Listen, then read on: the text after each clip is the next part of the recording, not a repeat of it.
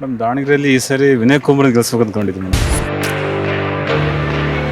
Ticket ಹಂಚಿಕೆ ಇರೋದು ರೀತಿ ಸರಿ ಇಲ್ಲ.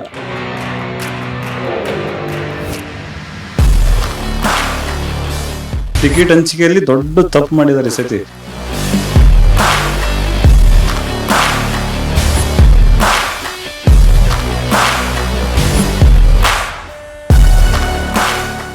ದಾವಣಗೆರೆಯಲ್ಲಿ ಈ ಸರಿ ವಿನಯ್ ಕುಮಾರ್ ಗೆಲ್ಸ್ಬೇಕು ಅಂದ್ಕೊಂಡಿದ್ವಿ ಮೇಡಮ್. ಪಕ್ಷೇತರ ನಿಮ್ಮ ಪಕ್ಷೇತರ. ಮತ ಸ್ವಾಭಿಮಾನದ ಪಕ್ಷೇತರ ಅಭ್ಯರ್ಥಿಗ ಹೌದು ಮೇಡಮ್. ಯಾಕೆ ಅವ್ರನ್ನ ಯಾಕಂದ್ರೆ ಗೆಲ್ಸ್ಬೇಕು? ಮೇಡಮ್ ನಾವು ಈಗ ಕಾಂಗ್ರೆಸ್ ಪಕ್ಷ ನಾವು ಕಟ್ಟೋ ಕಾಂಗ್ರೆಸ್ ಹ್ಮ್. ಕಾಂಗ್ರೆಸ್ ಪಕ್ಷ ಸಾಮಾಜಿಕ ನ್ಯಾಯದಲ್ಲಿ ನಂಬಿಕೆ ಇಟ್ಕೊಂಡಿತ್ತು.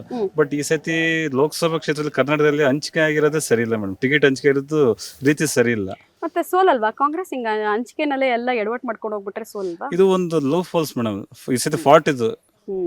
ಕರೆಕ್ಟ್. ಟಿಕೆಟ್ ಹಂಚಿಕೆಯಲ್ಲಿ ದೊಡ್ಡ ತಪ್ಪು ಮಾಡಿದ್ದಾರೆ ಈ ಸತಿ. ಯಾರ್ದು ತಪ್ಪು ಅನ್ಸುತ್ತೆ? ಹೈಕಮಾಂಡ್ ಹೈಕಮಾಂಡ್ ಮತ್ತೆ ಇಲ್ಲಿ ಸ್ಟೇಟ್ ಲೀಡರ್ ಮತ್ತೆ ಹೈಕಮಾಂಡ್ ಅಲ್ಲಿ ಇದು ಆಗಿರೋ ತೀರ್ಮಾನ ಸರಿ ಆಗಿಲ್ಲ ಮೇಡಮ್. ಈಗ ನೀವು ಇಲ್ಲಿ ಯಾರ ಪರವಾಗಿ ಕೆಲಸ ಮಾಡಿದ್ರಿ? ಕಾಂಗ್ರೆಸ್ ಪರವಾಗಿ ಈಗ ಆಲ್ರೆಡಿ ಪ್ರಭಾ ಮಲ್ಲಿಕಾರ್ಜುನ್ ನಿಂತ್ಕೋತಾ ಇದಾರೆ, ಎಸ್ ಈ ಕಡೆಗೆ ವಿನಯ್ ಕುಮಾರ್ ಅವರು ಇದ್ದಾರೆ. Yes, ನೀವು ಕಟ್ಟರ್ ಕಾಂಗ್ರೆಸ್ ಈಗ ಅಂದ್ರೆ ನಿಮ್ಮ ಆಯ್ಕೆ ಪ್ರಭಾ ಮಲ್ಲಿಕಾರ್ಜುನ್ ತಾನೆ?